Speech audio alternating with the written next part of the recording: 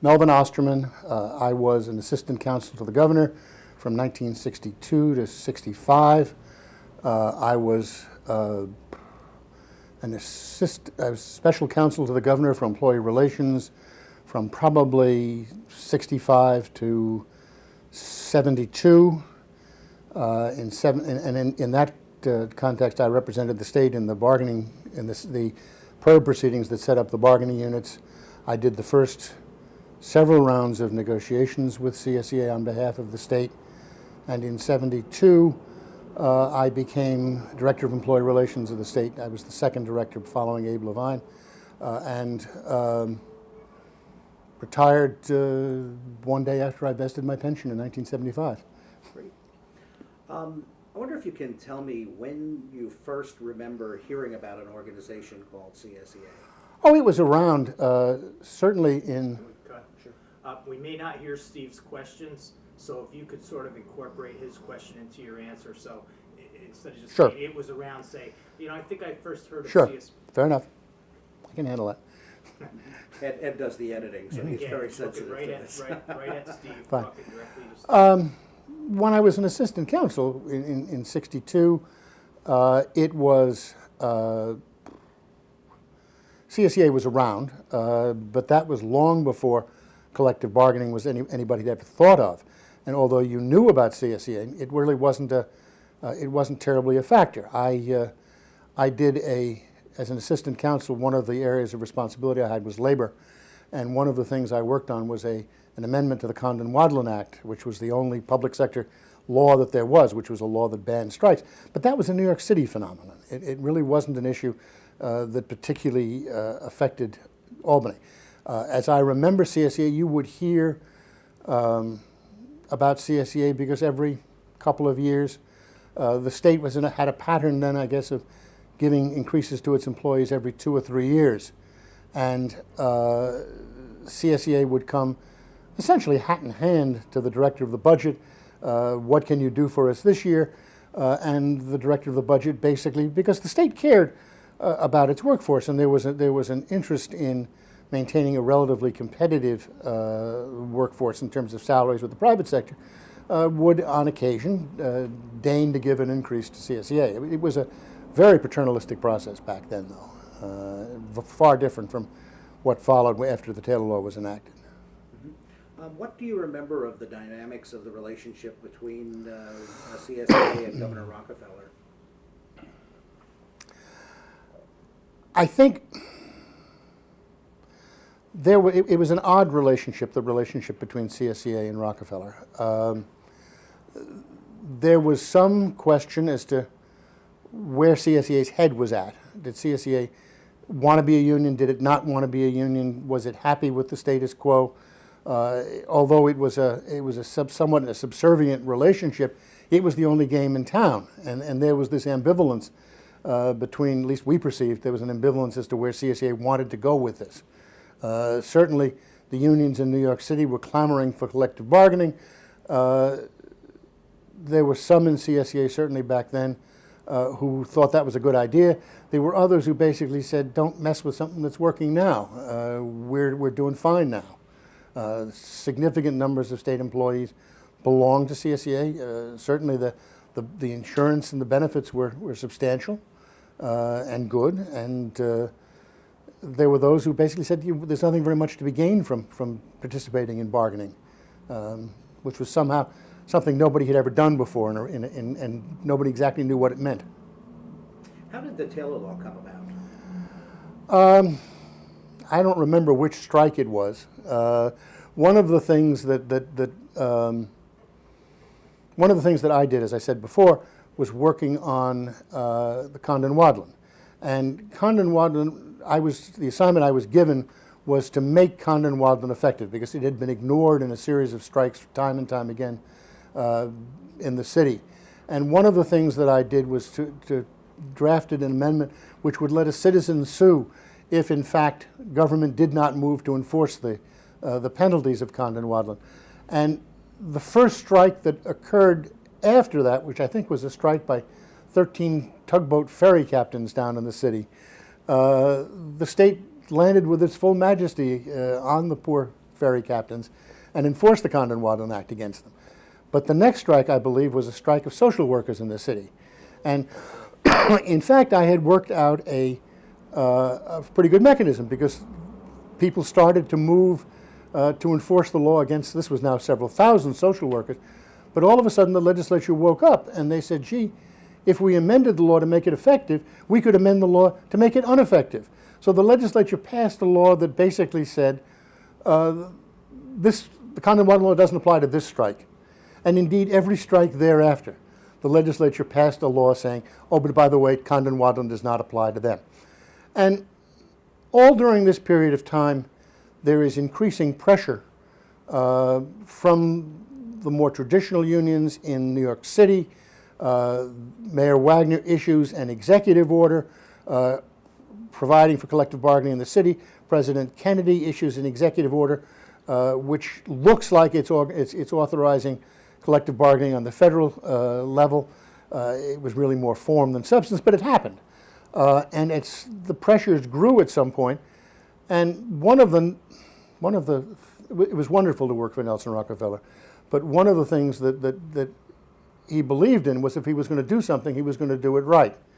And he decided at some point we weren't going to fiddle around with collective bargaining. If we were going to do it, we would find out what would be necessary to make it work right. And he appointed what became the Taylor Committee, headed by George Taylor of Pennsylvania, with probably the most distinguished people that he had, that you had in the country, people from Harvard and Yale, and basically the most significant academics that you had, to basically sit down. And in 3 or 4 months, Saul Corbin, who had been counsel to the governor, and I were counsel to the Taylor Committee, and in about 3 months we put together what became the Taylor Report, and basically the framework for what became the Taylor Law a couple of years later. One of the things that Rockefeller tended to do was to bring the best of all people, best people he could find together, and see if they could reason together to come up with a product. And in the case of the Taylor Law, it basically worked. We came up with a law that basically hasn't been changed very much over the course of the last 40, 50 years. What was CSEA's role in getting the Taylor Law enacted, and how significant was that? Probably, I think CSEA was going through at this point its period of ambivalence at this stage, and really, although we talked to CSEA, because part of the problem was the people who were on the Taylor Committee, the academics, knew collective bargaining in the private sector, but they didn't know a heck of a lot about public sector collective bargaining, about the public sector generally. And we did some time interviewing, I think, Ted Wenzel and some people from CSEA, but CSEA really, I don't think, was a substantial factor back at that point in time. That obviously changed when the law was enacted. But in the Taylor Committee, I don't remember the CSEA being a major factor at that point. At that time, was there collective bargaining for other public employees in other states? City was, no, not other states. The city was flirting with it, although the city, because the city had thousands upon thousands of bargaining units, it was a very different kind of bargaining than we were contemplating here, which was a much more, on a much broader basis. You would have small bargaining units in the city, which in fact were in the beginnings of collective bargaining. On the federal level, you could bargain, but you could bargain about the color of the paint on the walls. You couldn't bargain about salaries. You couldn't bargain about health insurance. You couldn't bargain about anything that you really wanted to bargain about. And the other states were far behind us at this point in terms of there were stirrings in some of the states, but not, this is one where New York was far ahead of everybody else, I think. When the Taylor Law was enacted, I assume that there was a lot of opposition from organized labor because of no strike provisions. It was very ambivalent because they were being given the opportunity to formally collective bargain. Yes, but there was the no strike provisions, but the no strike provisions had been with us for 20 years before that. I mean, they went back to Governor Dewey's time. It was a mantra that you had to say that you oppose the right to strike. But I'm not sure that it certainly, it seems to me on balance, the fact that you would be given the right to bargain formally bargain and represent and collect dues from thousands upon thousands of employees far outweighed the fact that you might have to give up the right to strike. And frankly, many of the more militant unions would strike anyway. I mean, it didn't make a heck of a lot of difference. What what do you remember about that time in terms of CSEA becoming the representative, particularly for the state for the state workers? Did the association have a leg up because they had a long history and already had some presence? Well, there were discussions, which I wasn't directly privy to, between the governor and CSEA at the time the law was enacted, that if the law was to be enacted, we would seek as large bargaining units as we could. That served the state's interest because it didn't want to go the route. We knew we did not want to do what New York City was doing. We knew that having thousands of bargaining units was going to drive us crazy, and would. The state had a history of a 38-step salary schedule where everybody was basically ranked and treated the same way. We knew we didn't want to deviate from that. We knew we didn't want to have separate benefits because New York City is so diverse. New York State is so diverse. If you started to go down that road, there'd be no stopping as to how small the bargaining units would be. We also had the advantage of CSEA, which was a large statewide organization that already represented most of state employees. So our interest in having the fewest number of bargaining units coincided with CSEA's interest in continuing to represent all state employees. And so when the law became enacted, the discussions we had were basically we would recognize a separate bargaining unit for all state employees. Now, we carved out the state police because police are different. We carved out the university because the state university is different. But with respect to what we called the general unit, that was going to have 200,000 state employees in one bargaining unit. And in that respect, we were allied with CSEA because CSEA, that served CSEA's interest just as much.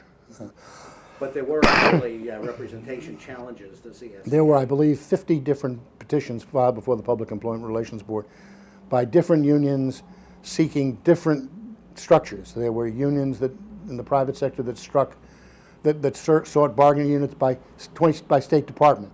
There were some that by occupational title, ward therapy aides in the Department of Mental Hygiene. There was a bargaining unit for them. Attorneys were sought to be a bargaining unit. Nurses were set to be a bargaining unit. New York City, there were geographically based bargaining units. Again, in total, it was about 50.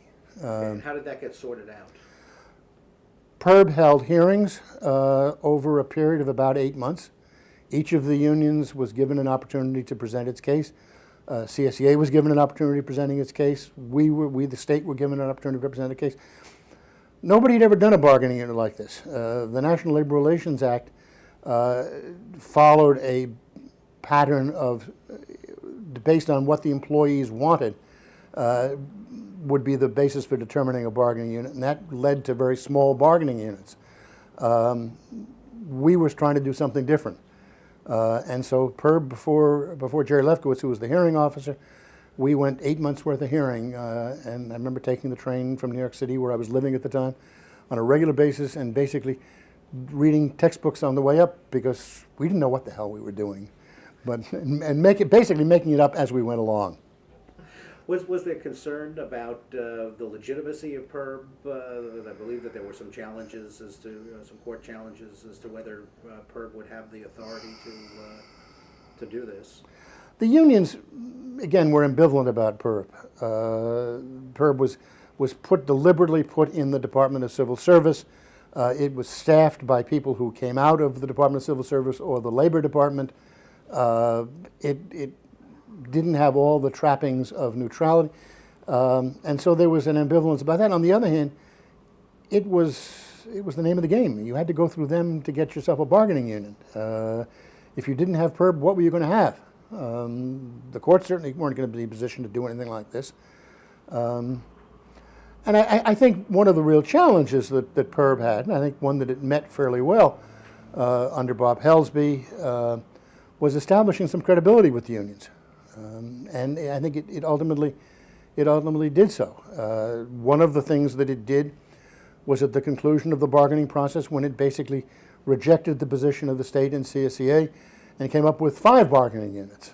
And basically, Jerry Lefkowitz, who was the hearing officer, took the position that one bargaining unit was just too much to swallow. You had to have a blue-collar unit, a clerical unit, a mental hygiene unit, a corrections unit, that somehow one unit was too much to swallow. And I remember how furious Al Marshall, specifically, who was secretary to the governor back then, was. I think Jerry Lefkowitz that year was the only state employee who did not get a raise. And Al specifically said he was not going to get a raise. And I don't know how they did it exactly, but Jerry, I did not think, got a raise. In the end, did it make sense? In the end, it made sense. And ultimately, when you had the elections and CSEA won 4 out of 5 units, who cared? I mean, it was the same thing as a general unit. One of the things we had to do in the first round of bargaining, however, the first several rounds, was establishing some identity for each of the bargaining units, so that you didn't deviate too far from the norm, but each bargaining unit would have its own special benefit, characteristics that somehow made it stand out from its peers. I mean, was that a difficult time when you're trying to manage labor relations on the state side? Oh, it's horrendous. To basically have like a whole set of uncharted territory that you're trying to establish. Well, there were back in that period of time the attendance rules, which was supposed to provide uniformity for state employment generally. I think one of the things that we discovered was that whatever we thought in the governor's office as being uniformity simply was a fiction. Each agency, each office within each agency went its own way and did its own thing and had its own benefits. And there was this category of administrative leave that covered all sorts of things, and people got fully paid time off to do union business. People got all sorts of odds and ends, peculiarities that nobody knew existed. And on balance, one of the wonderful things that the Taylor Law did in negotiations with CSEA did was it really benefited the state because it gave us some kind of a handle to mechanically impose uniformity, so that there was, in fact, there was a book you looked at, a collective bargaining contract that said these were the benefits. And if we learned at some point that there were a deviation from that, we had a mechanism to crack down on an agency that was deviating from what we thought was the collective bargaining contract's requirements. So, if I recall correctly, from what I've heard from others and read, after the Taylor Law was enacted, there was basically kind of a baseline negotiation that took place to establish a first contract, but then there was some challenges to whether CSEA was going to be the bargaining unit, and that took a little bit of time to sort out. What do you remember about those first couple of rounds of negotiations? Did anybody tell you about coalition negotiations? They were wonderful. While the proceeding was pending before the Public Employment Relations Board, some genius decided at some point that we needed to have interim negotiations before there was a bargaining unit. And so the state conducted 2 simultaneous rounds of negotiations, one with CSEA in the general unit and one with a coalition of AFSCME unions separately, wholly separate and distinct one from the other. And one of the things that we had to be concerned about was that we had to keep the two bargaining sessions going at essentially the same rate of speed. Because I remember particularly one AFSCME negotiation at a motel out on Western Avenue, where if we made an offer, there was somebody standing outside the door to take the offer and read it on television, that somehow we got a leg up on CSEA because we got an offer before they got an offer. So the timing of this process, so that we kept the two unions, so that they were basically competing for state employees in the election. And they were trying to use this interim negotiations process as a way of establishing that they were tougher and better than anybody else in the negotiations process. And it was horrendous. I mean, the idea that you thought that you could somehow negotiate with two separate representatives at the same time for the same bunch of people was lunatic. I remember at some point we finished we had negotiations with CSEA on a Friday, and we finished negotiations. CSEA and the state agreed on negotiations. But we didn't have a negotiating session with AFSCME until Monday morning. And the issue is, how did we keep it away from AFSCME that there was a deal so that we could basically reach agreement at the same point in time in both of them? And so Abe Levine, who was the director of employee relations at that time, met with the AFSCME people at the Capitol on Saturday and Sunday. And all of a sudden he decided he couldn't go to the bargaining session on Monday. Mel, would you go to the bargaining session on Monday and cover for me? And basically mark time. And I walk into this negotiating session, and there have to be 70 or 80 people sitting there representing the unions. And instead of the Julie Topol, who was the union lawyer who had been representing them, is Jerry Worf. Now, Jerry Worf is the national president of AFSCME. And he basically starts off the session by saying, we hear you've cut a deal with CSEA. And I said, gee, I didn't know that. I mean, I know they're meeting at the Capitol now, but I don't know that they have a deal. And I basically kept that tap dance on for probably 2 hours. And then somebody at that point brings in a copy of the early edition of the Knickerbocker News, which was then still being published. And it says, state settles with CSEA. And my credibility went to zero. I mean, not that I was doing a tap dance to begin with, but ultimately it wound up, it sort of deteriorated from then. And then basically what Worf said, but Worf was smart. He said, basically, all right, you screwed me because you settled with CSEA first. Now you got to give me something that CSEA doesn't have. And so we had to concoct some trivial benefit, but that he could trumpet as something CSEA settled too soon. And by holding out, he got this additional benefit, which was really not terribly significant. Was this for a separate group of employees? This was for the exact same 140,000 people in the general unit. So which was going to be the legitimate representative? That was what was going to be. This was an interim arrangement until we had an election. The idea was basically that. For that year, we ruled whichever union was established. No. This was going to be the contract. Okay. That's why it had to be the same thing for both unions. And this was for that year, which was '68, I think it was.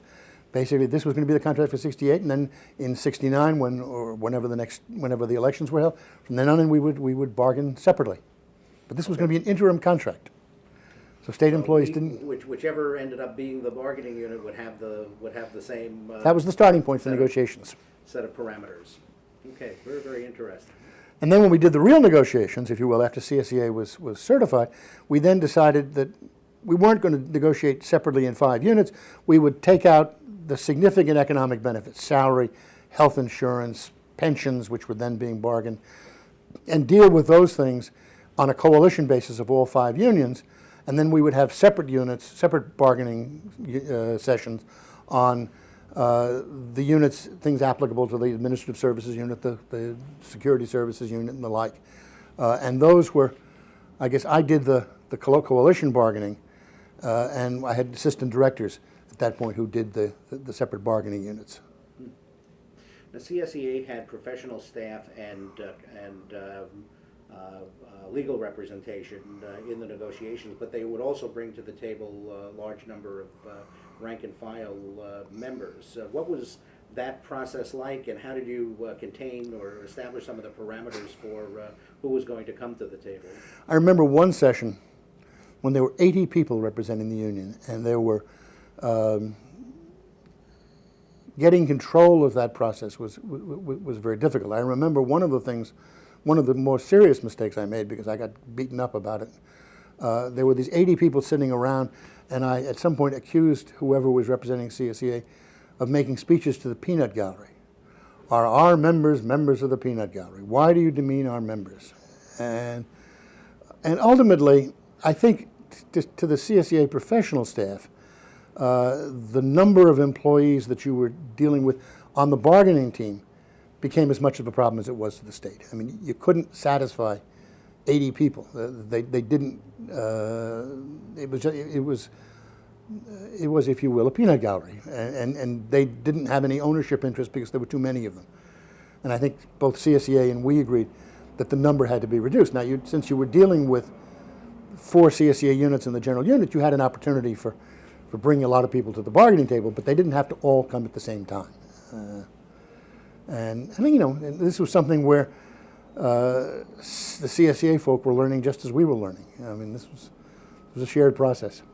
Sure.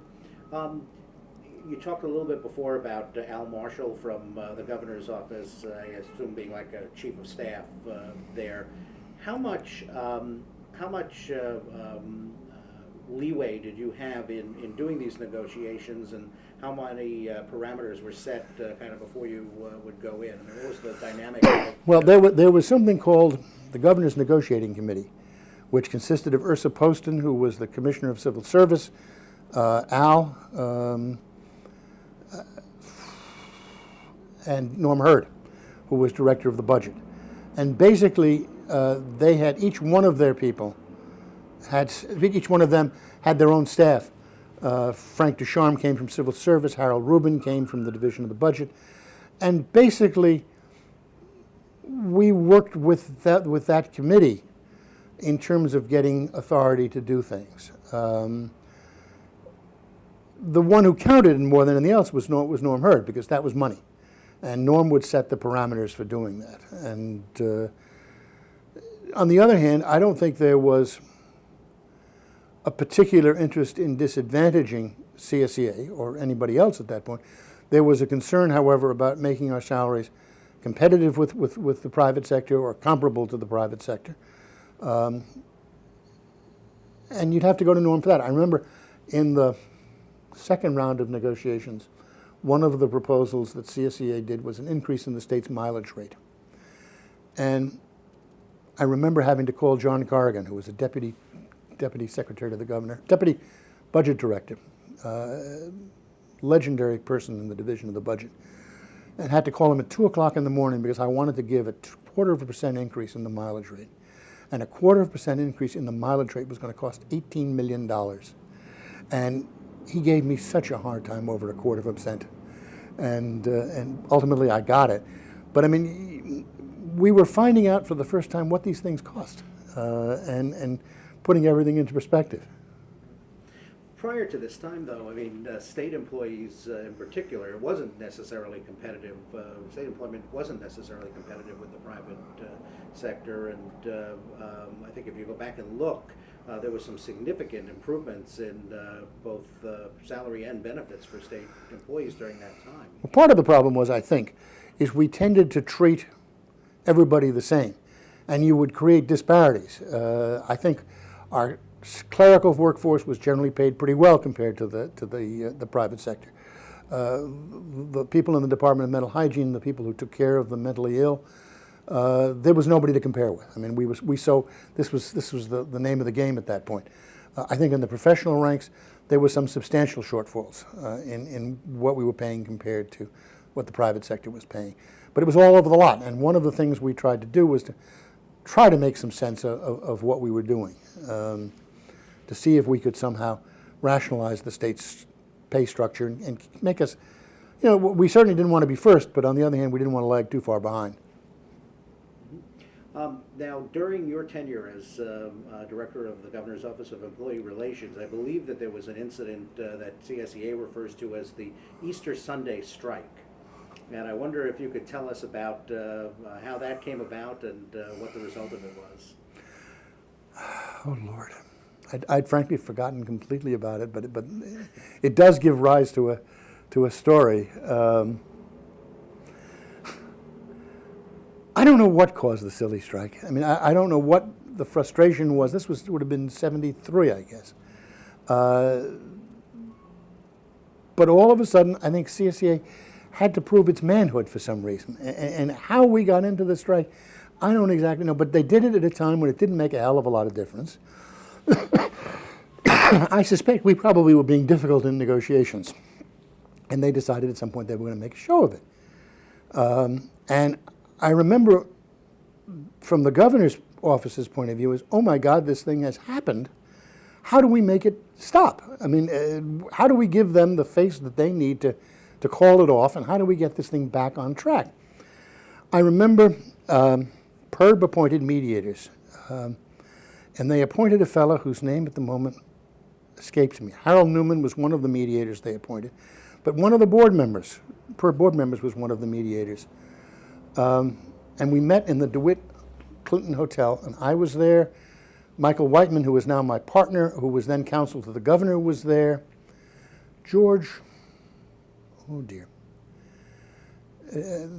I'm drawing a real blank and it bothers me, was representing PERB, and I remember his principal mediating skill was falling on his knees and weeping, saying, "Stop this strike," and ultimately, and like we were all appalled. Harold Newman was just, oh my God. Ultimately, we worked out some kind of mechanism that somehow we ate some crow publicly and gave CSEA, and I think the strike just took place Saturday and Sunday. And by Monday, they came back to work, and the only places that were terribly affected with it were the mental hygiene facilities. And the rest of state workers never really participated. And I think CSEA had an interest in the strike not going much beyond Monday morning because they didn't know whether anybody else would follow them out. They got the ward therapy aides to go out, at least enough of them to suggest that there was a real strike. But what was going to happen on Monday morning, I don't think CSEA wanted to know any more than we wanted to know. Now, at that time, the president of CSEA was Ted Wenzel. What do you remember about his personality? Ted was aloof. Ted came from a simpler and nobler time. And I don't think he had any heart, particularly, for the rough and tumble of collective bargaining. I think he was a good leader. I think he was a good manager. But I don't think his heart was deeply into collective bargaining. There was a real dichotomy between. I think of Ted as the president of the Friends of the Bethlehem Public Library, not as a militant labor union leader. I think he did a good job. I think he was responsible.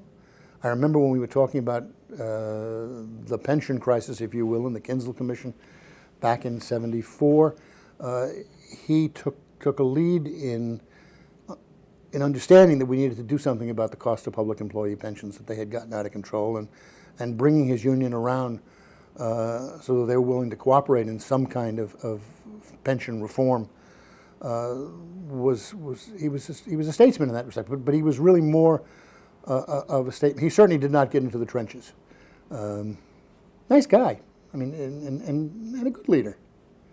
Do you remember his predecessor, Feely, John Feely? Not really. I know the name, and I think I'd met him, but not really. No. Okay, before my time.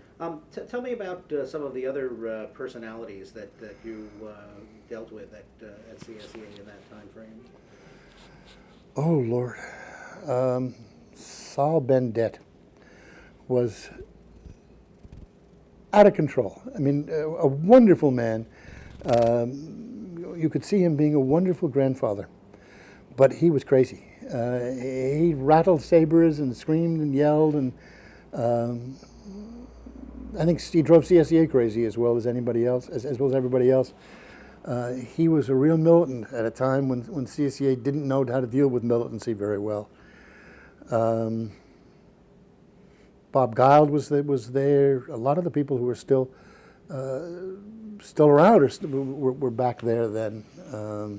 Jack Rice obviously was one of the 2 or 3 most significant people in CSEA. Even though he was he was an outside lawyer, because this was a new area for CSEA. Jack took a leadership role in dealing with the state, and indeed most of my contacts were with Jack. And how did Jack conduct himself representing the organization? Jack Jack didn't know any more than we would, but on the other hand, he pretended that he did, and did a good job. He did a wonderful job representing the state. Did anybody talk to you about the original Management Confidential bill? No. Oh, okay.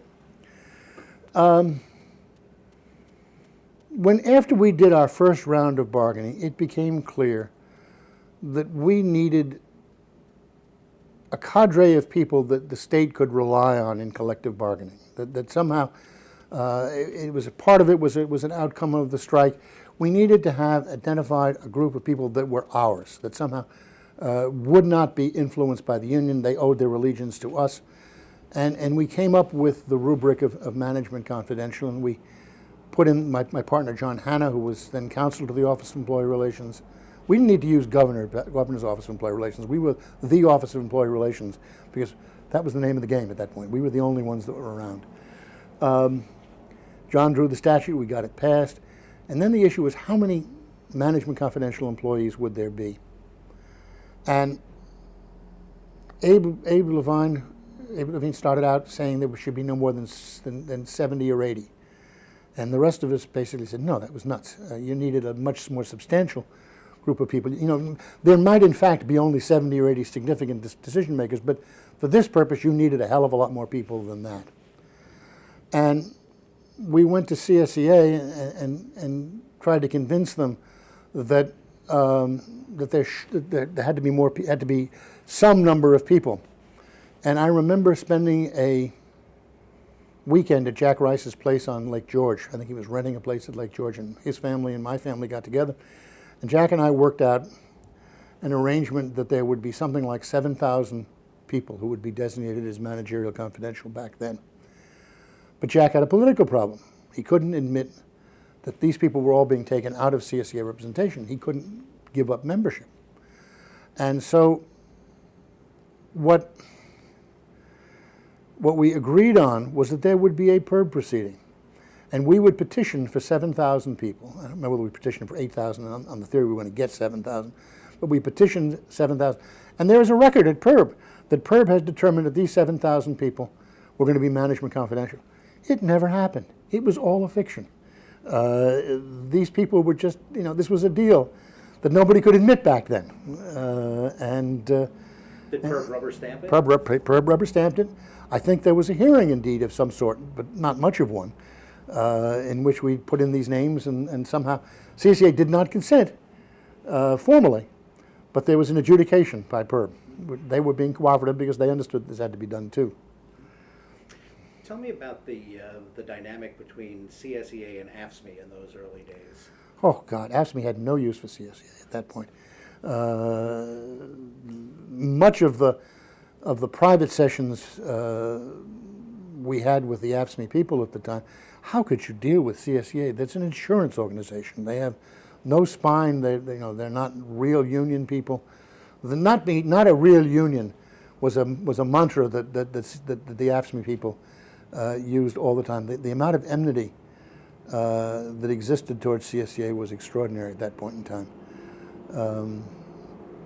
I think CSEA over the course of time has proved itself, and I think it never was terribly well justified, but certainly it was terribly well believed because, again, a lot of the AFSCME people had come out of the private sector. A lot of the AFSCME people had grown up in a time when labor relations in the private sector was a much more confrontational process than it is now, or was then even, and they were much more blue-collar oriented, if you will, than the CSEA types were. And I think CSEA over the course of time proved itself that it was a real union. I mean, Was it a difficult dynamic because CSEA was a non-affiliated union, so you had these AFL-CIO unions kind of taking shots periodically at trying to decertify. What did that mean? I think they were appalled at the outcome of the election. I mean, it became very clear that they did not understand the state workforce, because they were so absolutely sure that when the first round of elections took place, the workers would rise up and smite CSEA, that somehow they would vote for militancy, that they would vote for professionalism, for a history of bargaining, and they wouldn't deal with this company union. And the results were so overwhelming that oh my God, where did we go wrong? And I think it slowed him down for a while. I mean, I don't remember a lot of rating efforts at that point in time. There was some, but not a hell of a lot. So once CSEA was certified, pretty much they were established as the representative, and that was The results were overwhelming. I mean, I don't think there was, it did not suggest to the unions, to the private sector, the AFL-CIO affiliated unions, that there was much of a future in going up against CSEA in elections with state workers. You guys, there's about 10 minutes left on the stage. Okay. Just so you know, Okay. Yep. depending on how many more questions you Sure. have, we're going to want to take a break and change state. Okay. Okay? Let me ask you this, because I know a couple of folks have talked to us about Nelson Rockefeller actually coming into the negotiating sessions on occasion and interacting with some of the state workforce. What do you remember about that? I don't remember that particularly. I remember Nelson Rockefeller bringing people to him. There would be a couple of sessions when Ted and some of the CSEA members would be asked to come and visit with the governor. But I don't remember Nelson Rockefeller participating in bargaining. Indeed, one of the wonderful things of working for Nelson Rockefeller was he basically let you do your own thing. And you knew whatever you did, he would support you. He might cut your legs off privately, but publicly he was going to support you. And I don't ever remember him really interfering in bargaining. Indeed, the only time I ever remember him doing anything to limit what my authority was, there was an issue, this would have been 73, 74, about the election in the mental hygiene unit, the ward therapy aid unit. And the issue was whether it was going to be done by mail or whether it was going to be done in person. And I know CSEA wanted it to be done in person. And I think you raised the issue of rating before. This was an issue where the unions thought, the AFL-CIO unions thought that this was a place where they might have a chance. And so they were urging a mail ballot with the theory that it would reach everybody. And the more people that you reach, the better chances the unions, the traditional unions, would have. And we took the position that it ought to be an on-site election. The Office of Employee Relations, my office. And I got a call to come visit the governor at the mansion, and the governor said, no, you're going to take a position that it was going to be a mail ballot. And I said, Governor, why? Well, he'd gotten a phone call from George Meany, who was the president of the AFL-CIO the night before, who said, Nelson, we're going to do a mail ballot. And Rockefeller at that point still had aspirations of running for president and was not about to take on George Meany on this kind of an issue. This was something he could give to Meany. And I said, Governor, I understand where you're coming from, but it's wrong. And he said, Mel, they pay me to be governor, they don't pay you. I understood that I had my assignment, and I went ahead and we urged a mail ballot, and we had a mail ballot, and the CSEA still won. It's interesting because CSEA was very well established in and around the Capitol at that time, but in many ways was very non-political. I mean, even in 1970, after working with Nelson Rockefeller and having the contract put in place and really establishing them as the representative of the state employees, they didn't take a position in the gubernatorial election, and in fact just had both candidates come and speak to the convention. Was that a wise course of action? Probably back then it was. I don't think CSEA knew its own strength back then. It didn't have a long history of being partisan, and I think there was a concern if it got to be too political, it would be open itself to reprisals at this point from, depending on when Hugh Carey wins, if we'd been too much pro-Nelson Rockefeller, would we have to pay for that? I think we didn't have the institution of collective bargaining, a collective bargaining representative, as firmly established as we did back then, and nobody was terribly secure with it. I think CSEA probably made some sense in going slowly in that area.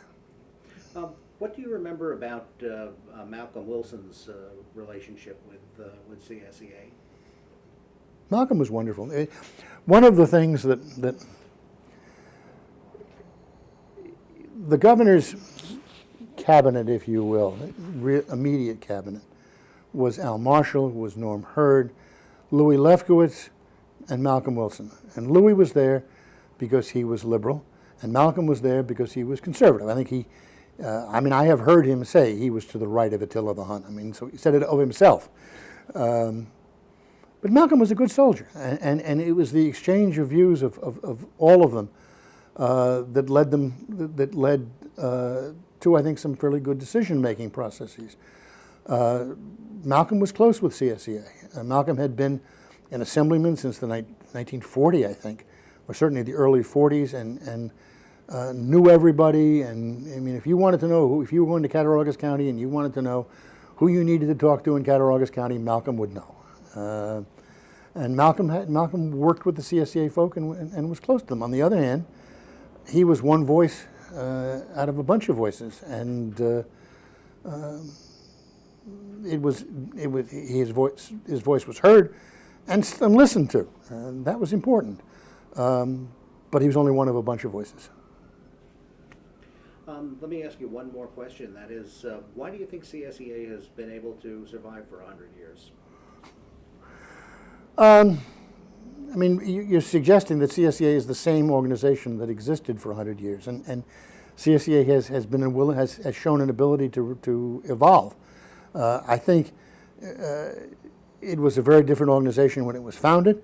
When it got to be the 30s, 40s, and 50s, it largely became an insurance benefit. It became a benefit organization for state workers. I don't think it was. It certainly wasn't terribly militant back then, but it was the only game in town. I think CSEA's willingness and ability to evolve over time and to assume new roles as situations changed basically made it survive. I mean, and grow to where it is today, which is very, very different than when I knew it back in the early 70s. It's a testament to the people who belong to CSEA and who lead CSEA. You guys have done a good job.